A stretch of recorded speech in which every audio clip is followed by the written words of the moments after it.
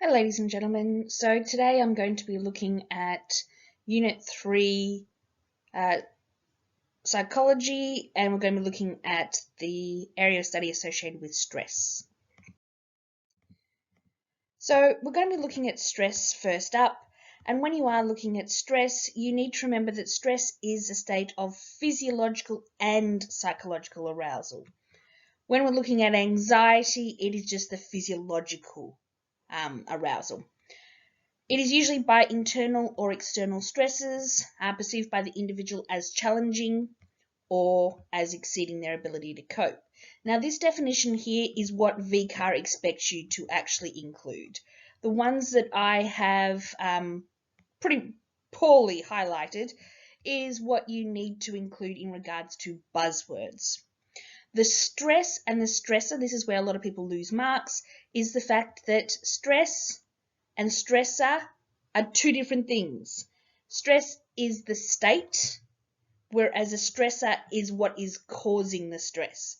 So for example, I am currently stressed because of the stressor of COVID lockdown. An internal stressor is something that's within the individual that causes stress, such as a personal problem. External stressor is something external, such as SACs, exams, COVID, whatever. Stress is more commonly than not looked at as a bad thing. However, it can be both good and bad. Eustress is positive psychological response to a stressor. So in other words, you actually have enthusiasm and motivation. Think about the excitement you feel about going on an overseas trip or finishing school. You're stressed about it in a good way, going, okay, what's next? But you're excited about it. Distress is negative psychological response to a stressor. So this is where you start to feel anger and anxiety, and it could be due to a number of different things. Maybe you're stressed about a SAC or how long lockdown's going to go on, right? These can have serious negative consequences on your health. So the different sources of stress. Daily pressures are pretty much everything that bothers you on a daily basis, right? But they become stressful when they all occur at the same time. Maybe you have a SAC or multiple SACs that day. You also need to go to work. You need to study for your exams. These are just daily pressures, and if they occur again and again and again, they can become a problem. Other sources of stress are life events. So these are more than just everyday hassle. It could be something that is rather big, such as getting married, having a child, changing schools, pretty much anything that is beyond a daily occurrence. And Holmes and Ray put together a social readjustment rating scale to measure how much change and therefore stress life events can cause. Right? If you have more than 200 points in 1 year, then you're more likely to have a stress-related illness. The issue with this one here, it's quite accurate, right? However, there is a good chance that it doesn't relate to teenagers. It just relates to certain people in certain periods of their life, because you're not going to experiencing a death of a spouse, which could, because, you're teens. Another source of stress is a culturative stress, which is when you're trying to adapt to a new country. So people who have fled their home country, and so refugees and asylum seekers, immigrants, right? They're trying to adapt, and that stress of having to adapt and losing their own culture as well as trying to learn a new culture can be quite stressful. A major stressor is something that is extremely stressful for everyone, and it seems to be quite frightening or terrifying. So it could be a terminal illness, it could be you getting robbed, it could be some sort of psychological trauma. It pretty much could be anything, and this can lead to symptoms such as hypervigilance, panic, social withdrawal, and anger. Another source of stress was catastrophes. The bushfires that happened at the end or / start of 2020. The whole fact that it's so big that you cannot cope with it. You cannot cope with what's happening around you, and you just can't prepare for it because it's unpredictable. So, a mnemonic to remember the different sources of stress is calmed. I know, it's spelt wrong, but still. Catastrophe, acculturative stress, life events, major stresses, and daily pressures. So you need to remember the different sources of stress. So if you can find mnemonics to help you do that, then this will help you out. All right, so different models of stress. The most common one that you will come across is the flight, fight, freeze response. And this is involuntary, and we're just going to highlight that. It is an involuntary physical response to a sudden or immediate threat in readiness to either fight, flight, or freeze. The flight, fight, freeze reaction are actually activated by the sympathetic nervous system. The heart rate and breathing rate increases, the pupils dilate to allow as much light as possible, and more blood is directed to the muscles to prepare the body for either fight or flight.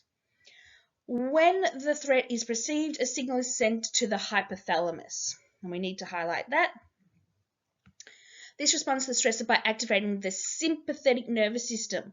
I don't know how many times I've had to explain this, but you must make sure you remember that the flight, fight, freeze response is activated by the sympathetic nervous system. Just remember it. Which takes less than 1/20th of a second. The sympathetic nervous system then stimulates the adrenal medulla, which is the inner part of the adrenal gland. The adrenal gland then secretes hormones into the bloodstream. Two of those hormones are adrenaline, also called epinephrine, and noradrenaline, which is also called norepinephrine. These stress hormones activate various organs, including the heart, lungs, liver, kidneys, and resulting in the bodily changes that characterize the fight and flight reactions. Yes. You might also experience freeze. And this is if the threat is so overwhelming that you just can't do anything. And this is where the heart rate, blood pressure drop, and muscles lose their tension. So it has the opposite effect of what happens before. Now, when they're still debating it, but it is believed that the sympathetic nervous system actually kicks in, like it does with the flight and fight, but it automatically goes to the parasympathetic nervous system. So it quickly clicks over to the parasympathetic nervous system. So both symptoms are actually aroused. Cortisol is quite important. So if the threat is not removed, so the flight, fight, freeze response is only supposed to be a quick little burst to help you get away from the danger, from the threat. But if you cannot, or if the threat still is, let's say a dog is still chasing you, cortisol will be released to help you maintain it. Right? So more resources are needed. So the flight, fight, freeze response is short term. You cannot use it over a long period of time, and this is where the HPA axis occurs. So the HPA axis involves the hypothalamus, the pituitary gland, and the adrenal cortex. The hypothalamus stimulates the pituitary glands, which adrenocorticotropic hormone. Do not quote me on that. Right? You can write ACTH if it comes up. I'm 100% certain they're not going to make you spell it. The ACTH then travels through the bloodstream to the adrenal cortex, where it stimulates the adrenal cortex to produce cortisol. So essentially what you need to remember is that the HPA axis releases ACTH to produce cortisol, and you need cortisol to keep the body going. So cortisol energizes the body by increasing energy supplies such as blood sugar and metabolism. However, if you have high levels of cortisol, and this comes up in gas as well, you're going to have a prolonged period of time which can reduce the efficiency of the immune system. All right, so this is pretty much a table that you may want to put into your notes. So this starts first. If the threat is not removed, which I've got already there, the HPA axis will kick in. So that'll come in second. So the flight, fight, freeze response, the hypothalamus activates the sympathetic nervous system, which stimulates the adrenal medulla and then releases adrenaline or noradrenaline, and it can last for a couple of minutes. If the dog is still chasing you, let's go with that, then the HPA axis will kick in again. And this means that the hypothalamus will stimulate the pituitary gland, which stimulates with ACTH, which will release the adrenal cortex, which releases cortisol. And this can last for minutes/hours. Both of them are aimed at energizing the body and to help you to maintain the level of stress or the level of action in your body. So, gas. The general adaptation syndrome, or Salier's general adaptation syndrome, make sure you remember that, right, is a 3-stage physiological response to stress that occurs no matter what the stress is that is encountered. It has 3 stages. The alarm reaction is the first one. An alarm, of course, is broken down further, but we'll get to that in a minute. So this occurs where the individual becomes aware of the stressor. At first, the body goes into a temporary state of shock, and its ability to deal with the stress decreases. So let's say, for example, you've heard, and I'm sorry for those people that I'm about to upset slightly, you've just heard your grandma's died.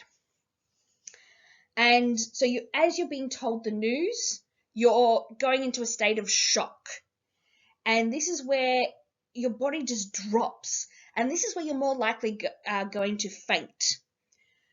Once you've got over that initial news, so yes, sorry, grandma's died, right? You go into what's known as counter shock. And this is where the sympathetic nervous system is activated. And the body's resistance to the stressor increases. Adrenaline is released and the heart and breathing rate increases. So this is sort of like the flight, fight, freeze response. This is the, okay, grandma just died, I need to do something. The next stage is, if you haven't dealt with it, you start to go into the resistance stage.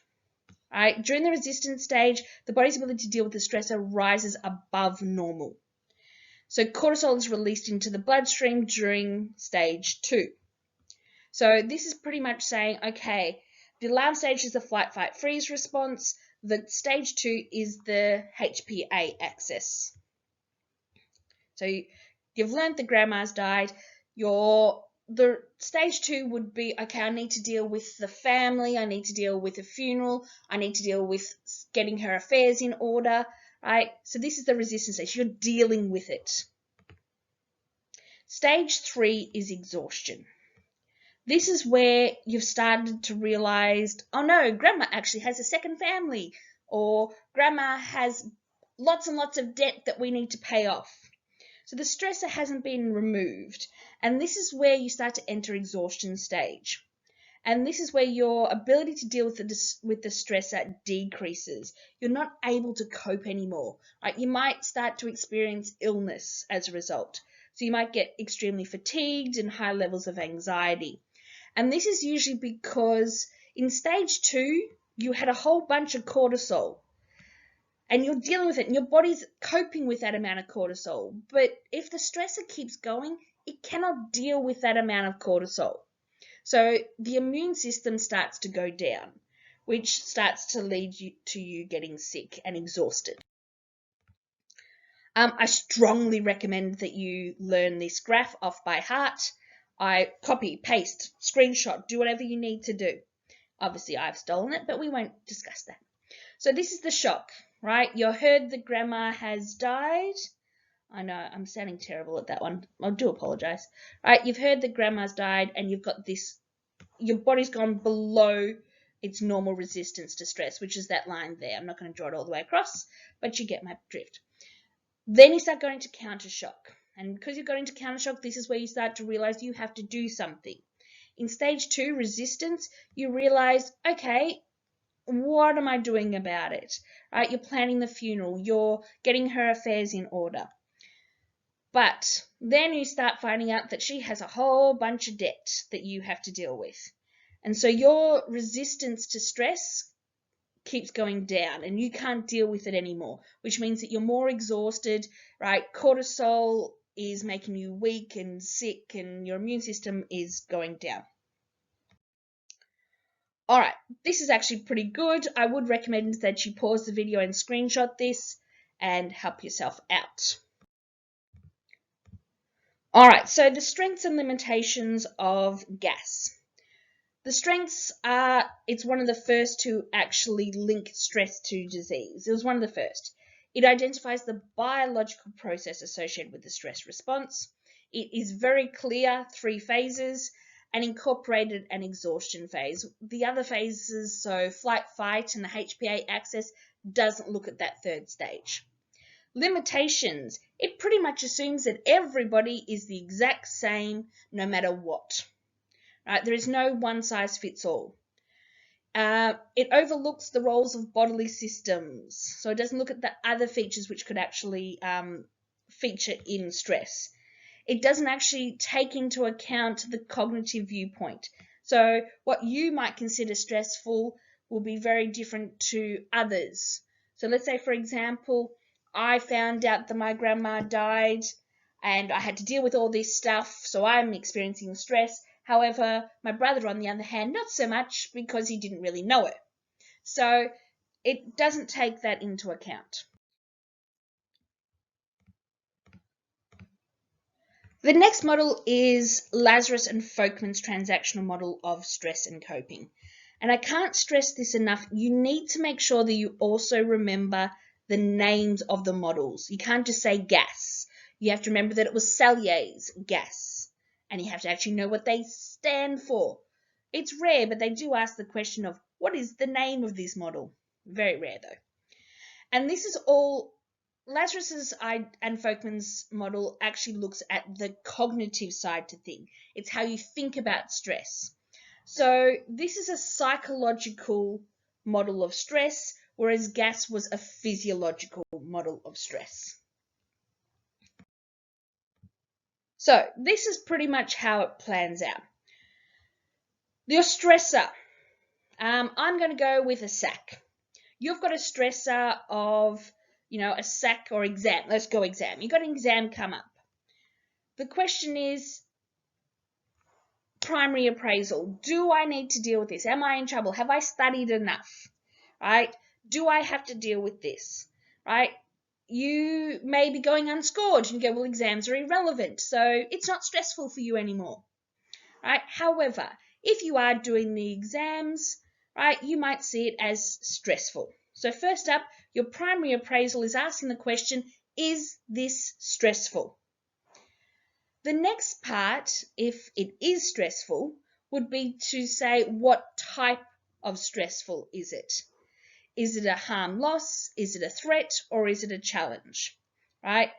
So you try to ask yourself, okay, so what kind of stress is this?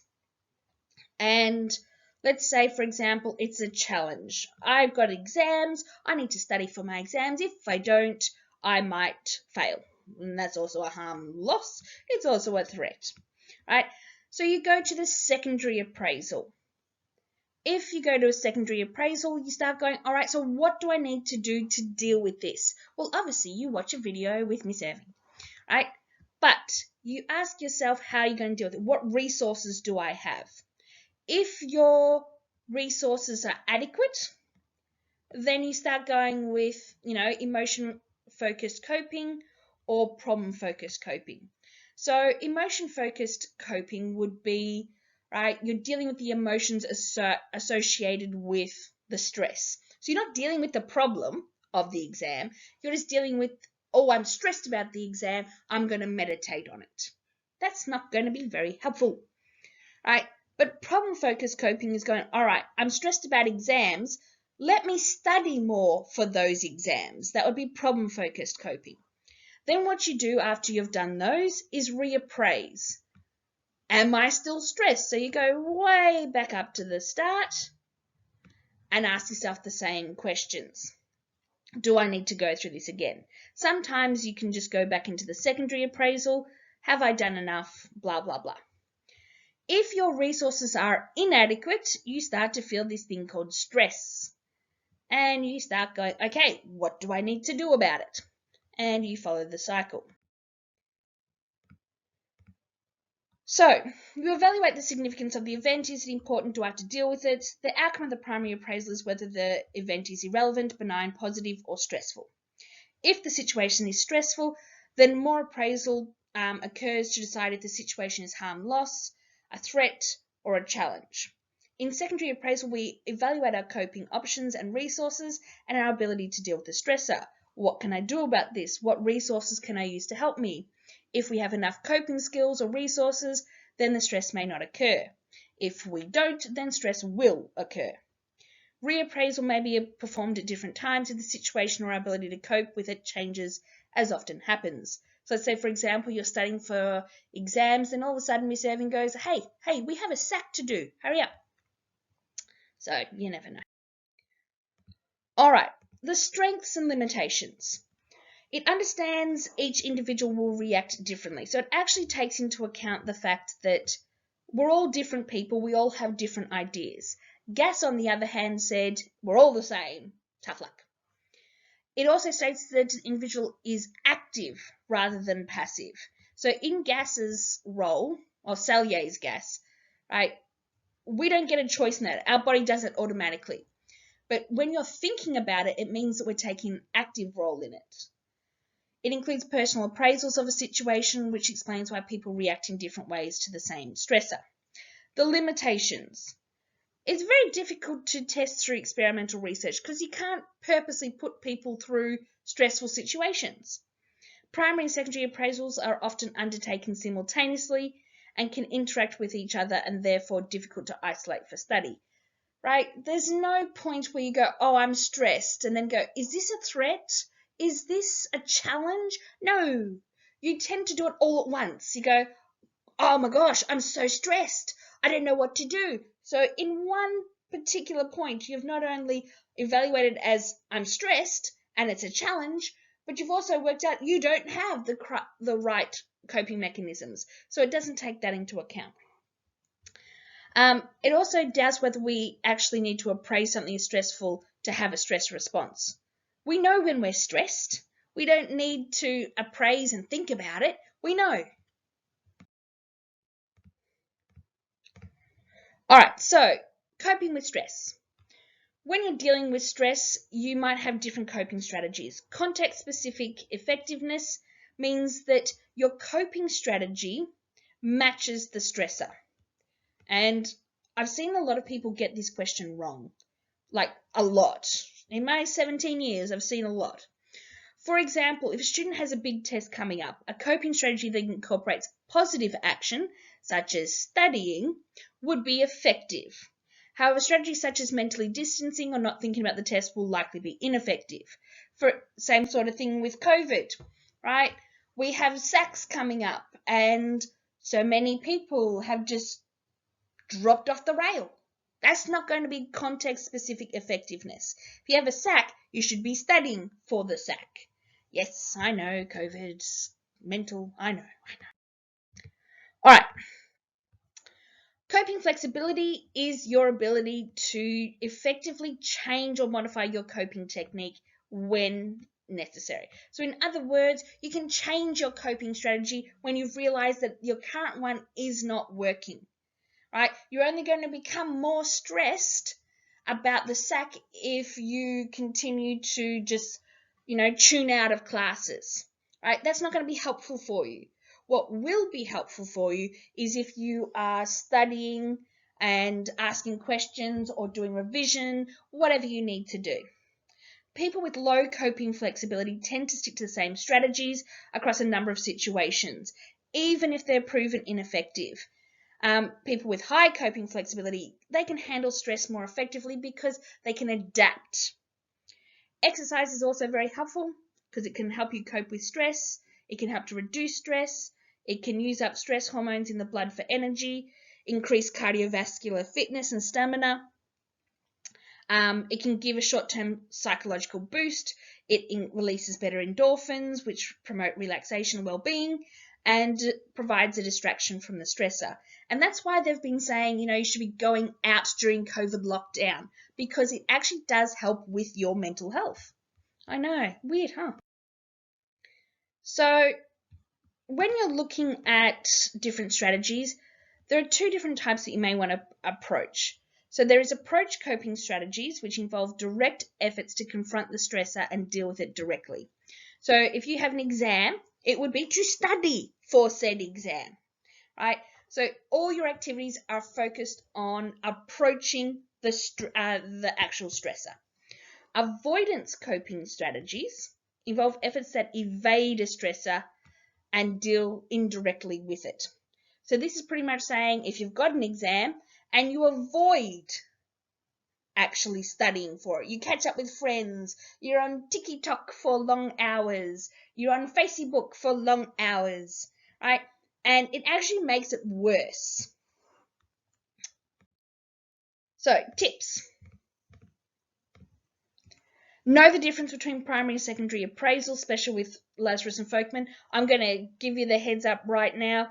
The exam will definitely have questions on Lazarus and Folkman and the flight, fight, freeze response and gas. It'll be on there, 100% positive. Eustress and distress are both types of stress and therefore both controlled by the sympathetic nervous system. Eustress good, distress bad. Understand the process of stress, the flight, fight, response, and the HPA axis. That diagram I gave you, very important. Know and write all the biological terms. Yeah, and their abbreviations. It'll make your life easier.